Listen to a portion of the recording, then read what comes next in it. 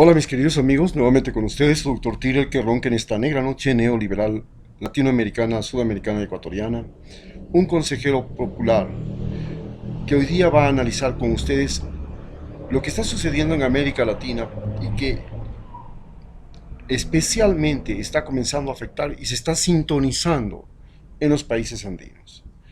Aquel problema de enfrentarse Estados Unidos con Venezuela ha sido una especie de mecha, un incendio que se ha propagado por Ecuador, Colombia, Perú, Chile y Bolivia, los 5 países andinos. Argentina, a través de un proceso electoral, ha logrado ya salir, de alguna manera, tranquilizarse.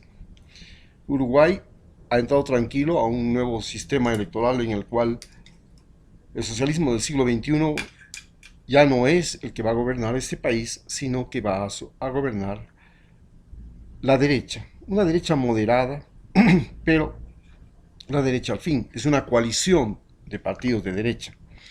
Sabemos que en Brasil la situación es todavía candente porque Bolsonaro no es precisamente el presidente que querían los brasileños, es simplemente el individuo que ganó las elecciones, pero ganó las elecciones de manera anormal, teniéndole a Lula en la cárcel, utilizando trampas de especulación, trampas especulativas, como diciendo que si no elegían a un partido que no fuera del socialismo del siglo XXI, todos irían a parar en el mismo tacho que Venezuela y serían amenazados por Estados Unidos, por supuesto, que es lo que pasa con Venezuela. El problema de Venezuela no es que esté en el socialismo del siglo XXI, es que es el enemigo declarado desde el gobierno de Obama de Estados Unidos. Ante esta situación, nos ponemos a pensar qué es lo que realmente está sucediendo. La mecha prendida en Venezuela y Colombia se caracteriza porque estos dos países tienen algo en común, que es, a más de que tienen el español, son mestizos, tienen negros, tienen indígenas, son católicos, que es ya un fundamento importante de toda América Latina, tienen la salida al Caribe.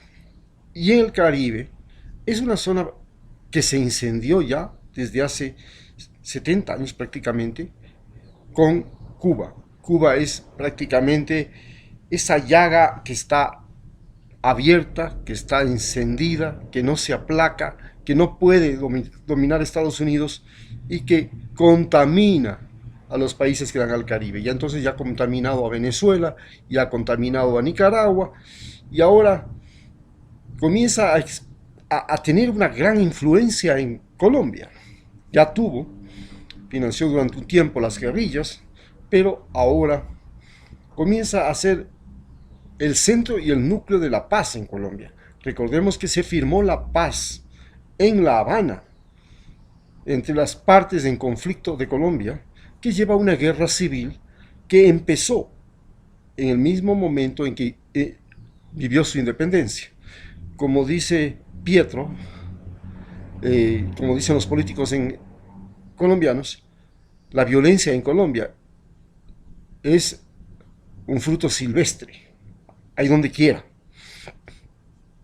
Entonces, el problema de Colombia es que ha vivido la violencia desde su independencia y se ha acentuado primero en las guerras de la independencia, segundo, al empezar el siglo XX, en el año 1900, cuando viene el conflicto de los 1000 días, cuando pierde Panamá, cuando hay la intervención norteamericana, la primera intervención norteamericana, porque Estados Unidos ha intervenido en Panamá en Colombia varias veces, la una para quitarle Panamá, y las siguientes, pues ahora tenemos el famoso Plan Colombia que se hizo en la época de Bush y ahora la denominada guerra al narcotráfico que la lleva adelante Bush.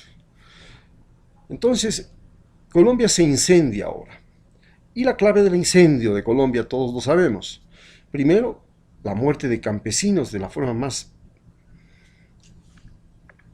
cruel y de la forma más intolerable, porque el gobierno de Colombia encubre prácticamente a los paramilitares y a todas estas fuerzas que un día se levantaron y protestaron e hicieron guerrilla, y ahora lo que quieren es hacer la simple práctica de la que se llama la táctica inglesa.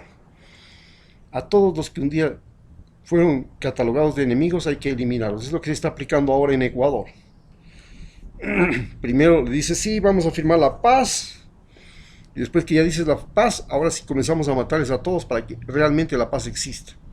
La paz es solamente una trampa, un mecanismo para que el opositor baje las armas, y en ese momento se aprovechan para atacar, para destruir, para matar. Lo que hicieron con los indígenas en Ecuador. Entonces en Ecuador también estamos viviendo el mismo problema. Pero el problema de Colombia además se complica porque la educación, la salud, la tierra, especialmente la tierra, y la crisis monetaria debido a una devaluación del 30%, sumada a las medidas económicas del gobierno, han desatado una reacción que no existía en Colombia. Existía la reacción armada en Colombia, pero los colombianos, con la ayuda de los norteamericanos, aprendieron a controlarla y a ponerle margen y límite. Pero en cambio ahora, el problema es que es una reacción de multitudes. Y al ser una reacción de multitudes que se vuelve incontrolable, que crece como crece una bola de nieve, como crece una avalancha, entonces comienza a generar serios problemas a la sociedad colombiana, y esto anticipa ya que en las próximas elecciones de Colombia, a no dudarlo después de 2 años, el victorioso será los partidos de izquierda o de centro izquierda. Entonces pasamos a Ecuador. En Ecuador se vive lo mismo que se vive en Perú. Hay una gran similitud entre lo que vive Ecuador y lo que vive Perú. Ecuador y Perú han vivido siempre esta similitud, pero hay que señalar que cómo es la relación entre Ecuador y Perú y cómo es la relación entre Colombia y Ecuador. Se puede decir que cuando Venezuela y Colombia se enferman, cuando Colombia y Venezuela estornudan, Ecuador es el que se enferma. Si le pasa algo a Colombia, aquí tenemos un montón de migrantes, aquí tenemos glifosfato, aquí tenemos narcotráfico, aquí tenemos refugiados, lo mismo que si le pasa algo a Venezuela. Con Perú no pasa lo mismo. Con Perú tenemos, curiosamente, la misma situación. Somos 2 países que tenemos salida al Amazonas y al Pacífico, tenemos los Andes, hemos convivido toda la vida. Somos, desde el punto de vista físico, los más parecidos, porque tanto en Ecuador como en Perú y como Bolivia, los rasgos indígenas han predominado sobre los rasgos mestizos y los rasgos blancos. Es decir, el mestizo es más indígena que blanco. En Colombia y Venezuela, el mestizo es más blanco que mestizo, que indígena. Esto es genéticamente hablando. Pero hemos convivido de todo. Cuando le va mal a Ecuador, Perú nos ataca. Ahí es el problema. No es que Ecuador se enferma y Perú viene a ayudarle. No, cuando Ecuador se enferma, Perú se lo quiere comer vivo. Y así es como hemos perdido territorios, hemos perdido todo lo que nos han podido quitar los peruanos. Y cuando Perú se enferma, el Ecuador también quiere hacerle lo mismo. Nosotros tenemos un resentimiento histórico con los peruanos, siendo que son los más parecidos a nosotros. Y tanto Ecuador como Perú viven no lo que vive Venezuela y Colombia, que es la confrontación bélica. Venezuela vive una confrontación bélica, la amenaza de una guerra con Estados Unidos. Y Colombia vive la amenaza de una guerra civil que se quiere reincendiar con la negativa de las FARC, de una parte de las FARC, a seguir en los acuerdos de paz. Y con el incentivo de que también los narcotraficantes quieren entrar en la guerra contra Estados Unidos, porque Estados Unidos se ha puesto en contra de los guerrilleros de los campesinos y de los narcotraficantes. Entonces está juntando a los tres y se ha puesto del lado de los terratenientes, de los explotadores, de los uribistas, y esto es lo que hace que la relación sea muy complicada. En cambio, en Ecuador y Perú no hay un problema de conflicto armado. El problema esencial es el problema de la decepción política. Teníamos un presidente que nosotros hasta el día de hoy no podemos dejar de creer en él y que seguramente va a tener influencia en los próximos 40 años como tuvo Velasco Ibarra. Por lo menos en los próximos 20 o 30 años, porque ya tiene 70, por lo menos hasta los 70 años tendrá influencia Rafael Correa. Querramos o no querramos. ¿Por qué? Porque nosotros somos conscientes de que somos un país de gente deshonesta. Aquí el que no miente peca, el que no traiciona peca, el que no quiere robar peca, el que no es sabido peca. ¿Qué vamos a hacer? ¿Cómo llegamos a tener esta cultura de la sabiduría, del avispado, como es exactamente lo mismo en Perú? Exactamente la misma cultura. La de la mañosería, la de la zapada. Hay los que roban al por menor, que son normalmente gente vinculada a la iglesia católica, donde ha influido más la iglesia católica y ha influido más la cultura indígena, esos te roban al por menor. Si eres un albañil, te roban la librita de cemento. Si eres una vendedora de frutas, te roban los 4 reales del vuelto. Y eso pasa en Ecuador y Perú. En cambio, en donde hay mayor movimiento comercial, Lima, Guayaquil, pues no, pues ahí el robo es al por mayor, ahí el robo es descarado, ahí la cosa es cuánto hay y hablamos. Y vengas el manotazo, ¿ve? Así, descarado. Entonces, esta similitud también ha llevado a que haya una similitud en la decepción política. Mientras nosotros tuvimos un presidente